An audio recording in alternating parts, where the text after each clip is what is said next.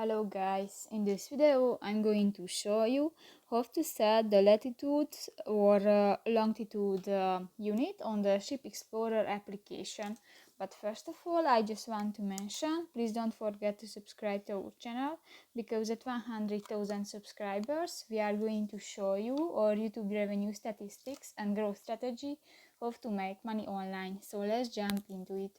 First of all, open the application on your device. Tap to the three lines at the upper right corner of the screen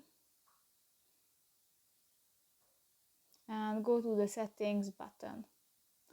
At the left side on the screen, in the units section, you can find the latitude slash longitude option, and here you can select decimals or degrees, and just select one and click to the white circle and done.